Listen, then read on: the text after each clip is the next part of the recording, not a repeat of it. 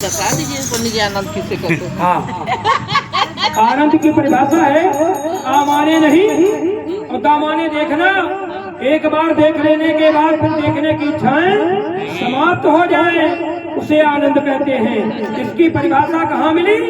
जब जब जब जब जनकपुर से दो गण अयोध्या को जाते हैं तो वो दोनों दूत को देख करके राजा दशरथ जी कहते हैं कि भैया कहा कुशल दो पारे तुम देखे निज नयन निहार। हे भैया, एक चक्रवर्ती सम्राट और गण को, दूत को भैया कह करके संबोधित करता है। आजकल के भाई, सगे भाई अपने भाई को भाई कह करके राजी नहीं है, लेकिन एक सम्राट कहता है कि भैया कहा हूँ कुशल दो बारे तुम देखे निज नयन निहार। क्या तुमने हमारे दोनों बालकों को देखा है? तो कहा हाँ महाराज। कहा कैसे हैं बताओ। तो राजा दशरथ जी का मन था कि भरत राम जैसे और शत्रुघ्न लक्ष्मण जैसे हैं, अभी इन्हीं दोनों बालकों को देख करके बता देंगे तो मैं जान जाऊंगा कि मेरे ही दोनों बालक हैं। मगर वो दोनों गण एक नई दृष्टि का सृजन कर दिया।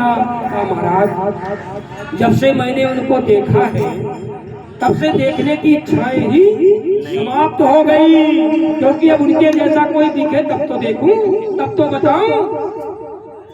राजा दशरथ जी चकित हो गए। अब कैसे प्रमाण पत्र मिले? तो कहा और कोई प्रमाण पत्र दीजिए। कहा महाराज धनुष हाथ में धनुष लिए हैं। तो कहा राजकुमार धनुष हाथ नहीं ले रहेंगे तो क्या 41 लेके घूमेंगे? ऐसा तो नहीं है ना? वो राजकुमार हैं, जंगल में हैं, तो धनुष बाण तो कोई भी बालक हो सकता है। और कोई प्रमाण दीजिए। कहा मुनि साथ, एक मुनि बाबा भी हैं, श्री विश्वामित्र जी महाराज। तो ये हुआ आनंद कि एक बार देख लेने के बाद फिर देखने की इच्छा ही समाप्त हो जाए। जब वैसा ही कोई दिखे तब दिखे, नहीं तो काहे को दिखे, है ना?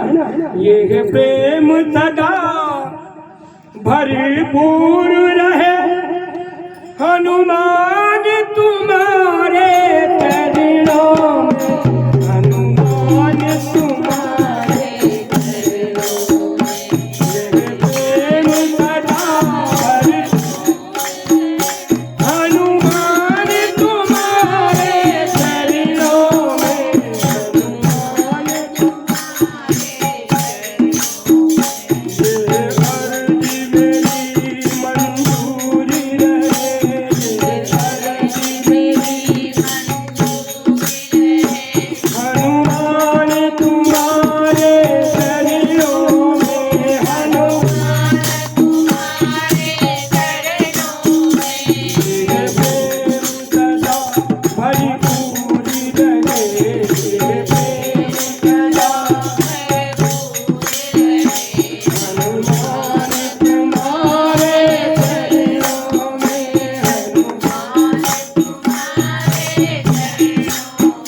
निज जीवन की ये डोर तुम्हें सौंपी है दया करी इसको धरो, सौंपी है दया करी इसको धरो, उद्धार करो ये दास पड़ा, उद्धार